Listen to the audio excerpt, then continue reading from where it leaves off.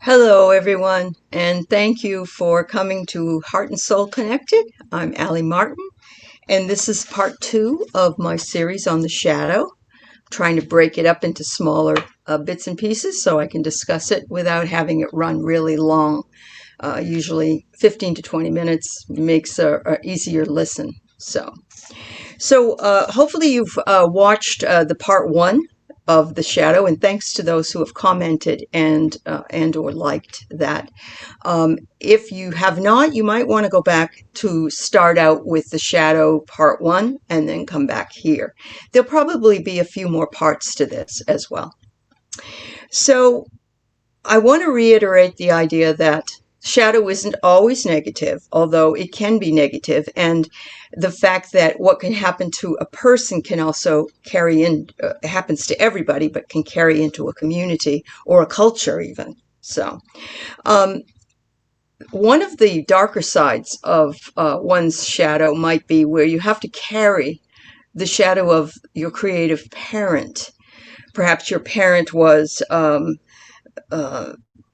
movie star or a well-known personality, and even somebody that just worked all the time and everybody knew, and they have to carry some of that bad stuff that the parents weren't able to do during their time period. You often can see that sometimes, for instance,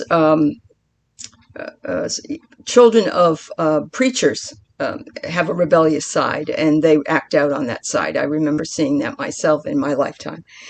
I'm going to give you an old school example of somebody who probably was carrying the shadow of his famous mother, and that was Terry Melcher, who Doris Day gave birth to many years ago and ended up eventually committing suicide, taking drugs, or, just not doing very well.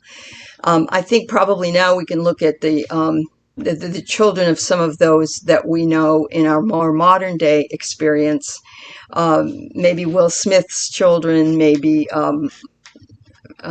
Magic Johnson, whatever.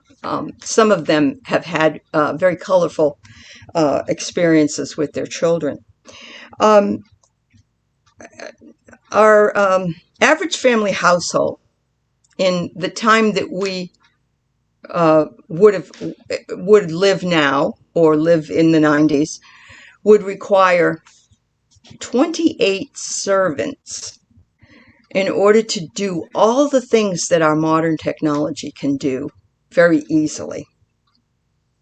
And yet, with all of this modern technology, new things popping up all the time, new cell phones, new iPods, new this, new that, we still have an issue with being very bored or very lonely, because it doesn't matter how much money you have. It only really matters how you feel about everything. And, are you sharing it with someone that you love? There's a lot of people that will say, what use is having all this money if I can't, if I can't help myself, if I can't heal myself from different maladies, or from loneliness, or from depression. I have no one to share it with, so what's the use of it? We hear this a lot from a lot of people. And everybody's always looking outward toward this next new thing that they're going to get that's going to solve all their problems and make them really happy.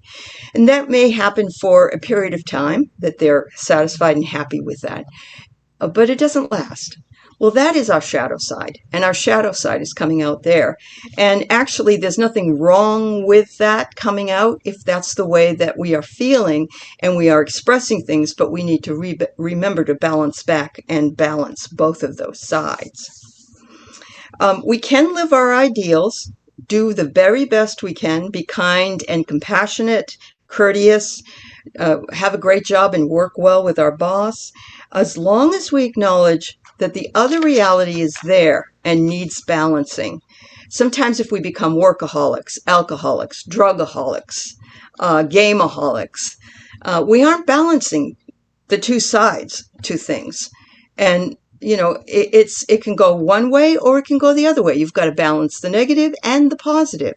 And we weren't really ever taught how to do that. So it makes it a little bit difficult for us at times.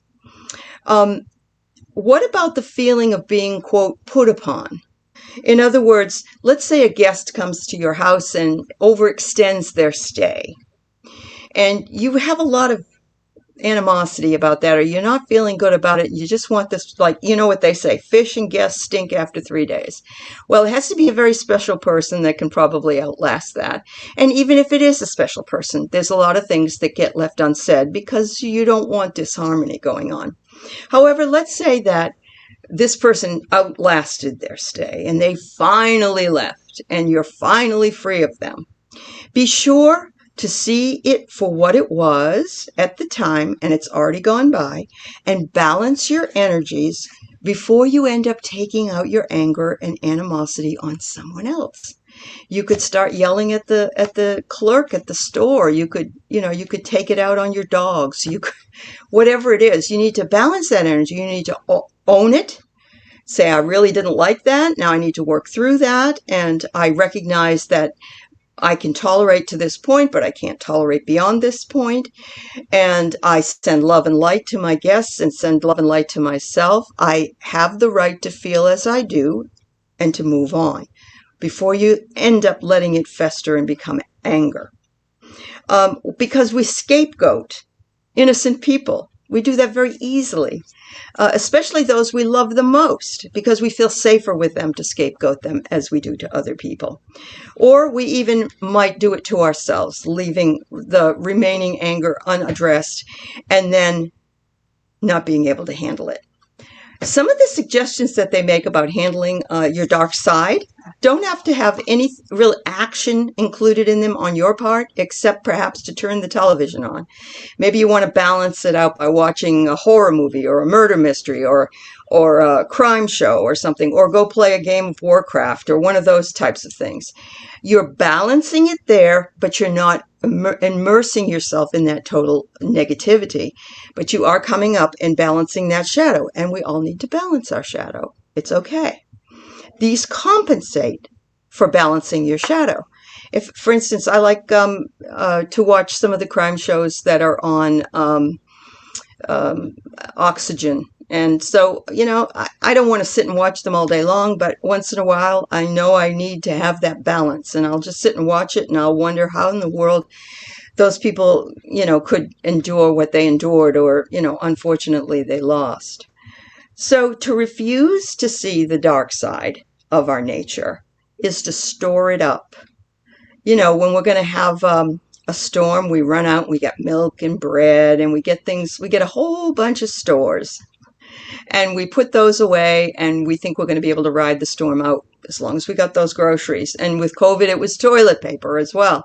So, we store up our negative nature as well. And the darkness later comes out as being a really dark mood.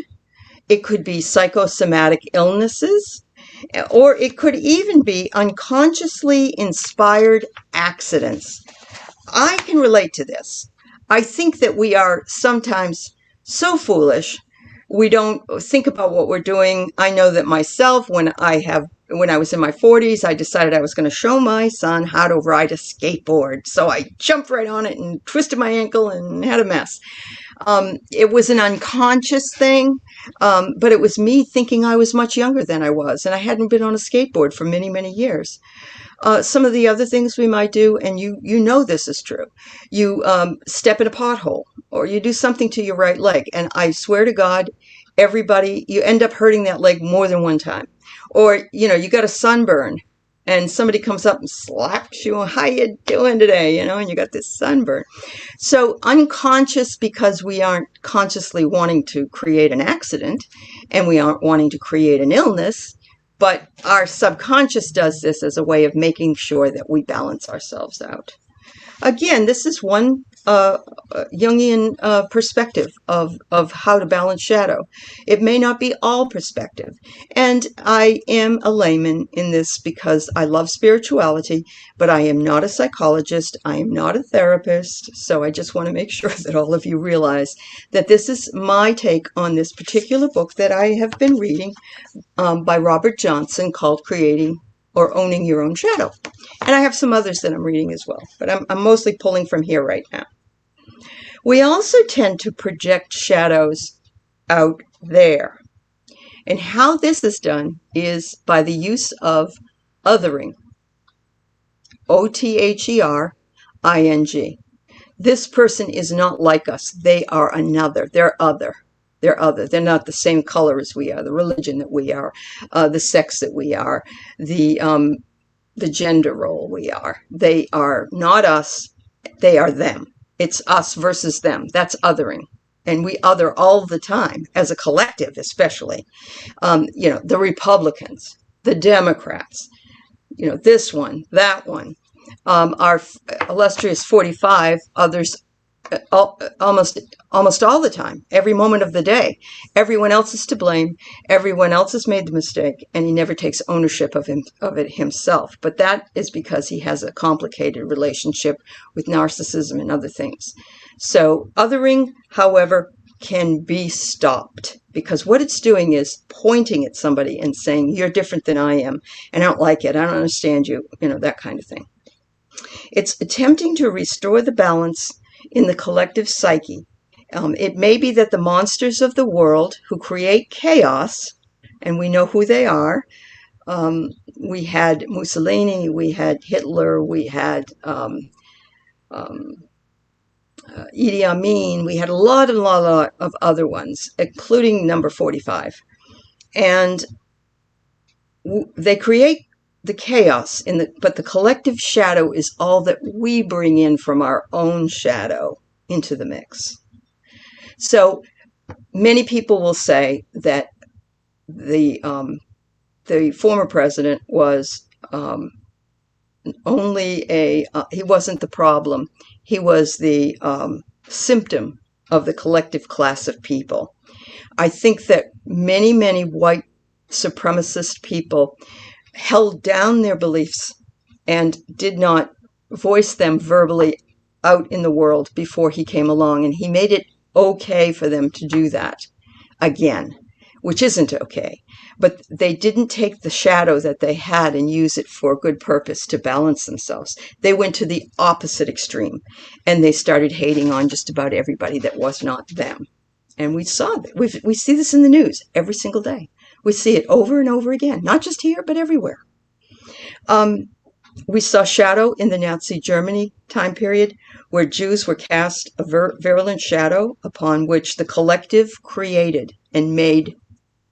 It had to agree to in order for him to do his work. I'm not saying Hitler was the only one, and I'm not saying he's not to blame. He was the one that led them into the chaos, but you have to be willing to go into the chaos in order to do what was done.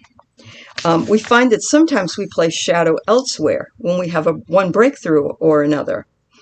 Shadow between, for instance, the United States and Russia. The Cold War was going on for so many years. We had that out in the world, and that was deeply hidden shadow problems. Eventually, the collapse of the Berlin Wall made a lot of difference, and everything started tumbling down. But we still had to have shadow, even though we broke through. So instead, we moved that shadow over to the Persian Gulf and the Far East and all of those people. We do this consistently. We take this group of people, we damn them, or we, whatever, and when everything works out, or if everything changes, then we find another group. It happened in the past. It happened when I was growing up. It was the Catholics. It was the Irish. It was the British. It was the French. It was, African American, it was Native American, it was Latino, and it continues. Somebody's always the scapegoat, the black sheep. One of the most interesting things I read in here is how we all have black sheep in our families, in our communities, and as a collective. We have groups of people that are the black sheep of the family. These people take the blame and the brunt of all shadow, and they consistently are being pushed into that shadow mold.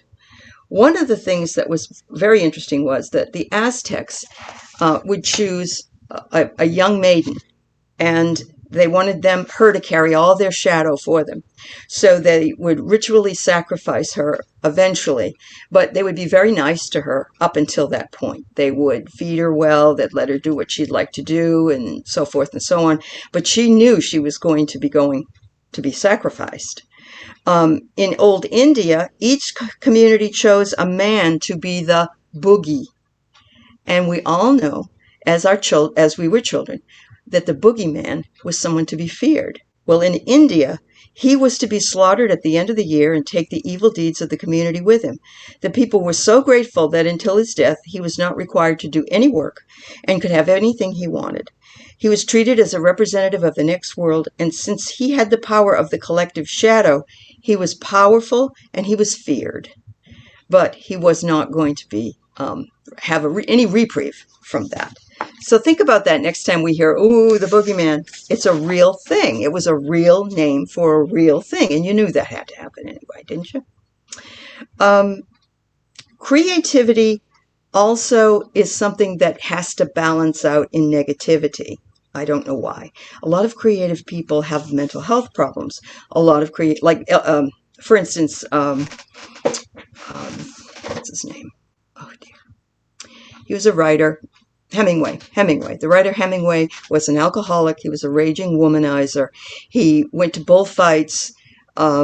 He didn't, he talked disparagingly about his friends, and he just went through a lot of really crazy stuff. And so that was his dark side. But his creativity was wonderful. But the greater that the civilization is that we live in, this really blew me away. I'm going to say it really slow. The greater the civilization, the more intent it is upon its own destruction. The greater the civilization, the more intent it is on its own destruction. Unconsciously. They get into wars, we get into battles, we blame other people, we work really hard to collapse in some way, or divide and collapse. We just saw this. And so this is why this is so important to understand, I think. The other thing it says is that today's businesses devote themselves to containing our shadows. Movies, TV shows, even fashions. If you read the newspaper, shadows on the front page, cable TV. Every group also designates one person, as I said, as the black sheep, and they carry the shadow for everybody else. I think George Floyd was the black sheep for many, and he carried the shadow. And it was, it was not his conscious choice to do that, but he did do that. And there are others who have carried shadow as well into what they do. Just some thoughts to think about as we move along. One of the last things I did want to read to you was a story about tell you about was a story about a Japanese woman who was pregnant. So this Japanese woman was pregnant, and she, no one knew who the father was. And so everybody asked her, and finally she said it was the town priest that was the father of the child. So everybody went to the town priest and said, we know that you're the father of this girl's child, and what do you have to say for yourself? And he said, ah, so. And nothing else. So more time went by. Eventually the woman had the baby, and when she did, the real father came back and married her. And everybody came to the priest and said, oh, you weren't the father of the baby. Why didn't you tell us? You could have told us. We would have believed you. What's wrong? Why aren't you letting us know? And he said, ah, so. And my feeling is that he was being scapegoated. He was the black sheep. And he just took it upon himself to take on that shadow. And even knowing that he had nothing to do with the pregnancy of that young woman. And yet he allowed it to be. And this is the suggestion when you are attacked by somebody. Okay, that's what you believe. Okay. Very hard to do. We're ready with a fight. And that's just human nature. Have a wonderful week. It was great talking to you again today. And I send you all my love and hope and best wishes for a great week ahead. Happy Lions Gate today, 8/8. Thank you. Bye-bye.